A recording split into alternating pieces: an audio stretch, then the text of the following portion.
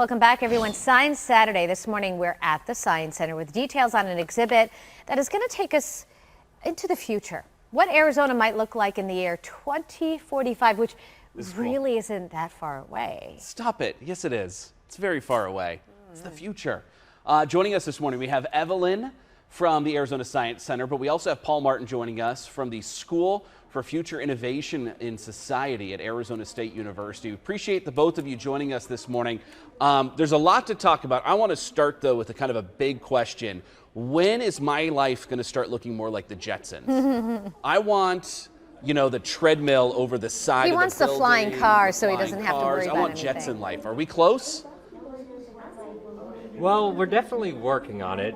Probably not as close as you think, but it's coming. You know, the future is on its way, and that's what all this exhibit is about. You know, the Mission Future Arizona 2045 is all about how the way we view the future can be different, but all those different views can come together to create what we want, you know, and possibly that Jetsons future.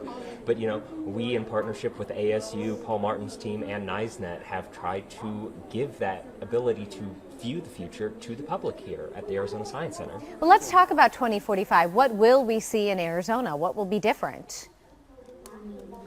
Yes, well, particularly, we're hoping to have a lot more space technology, and so this part of the exhibit is all about space and how our involvement in, you know, the whole cosmos is going to change in the next couple of decades.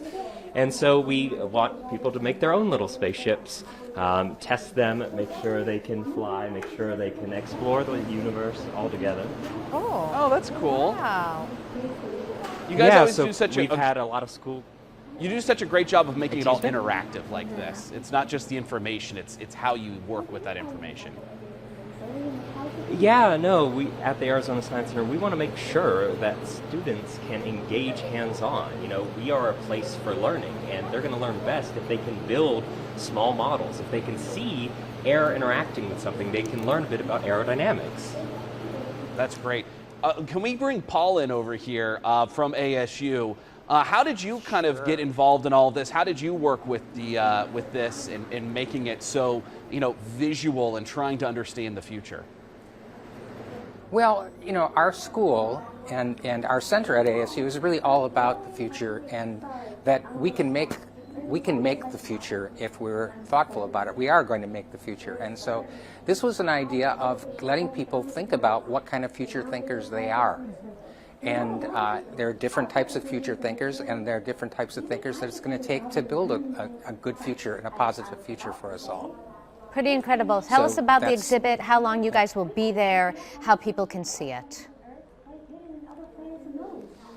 Yes, no, all right. So this exhibit is, you know, going to be with us for the foreseeable future. We at the Arizona Science Center are in this partnership with ASU, and we want to showcase the future.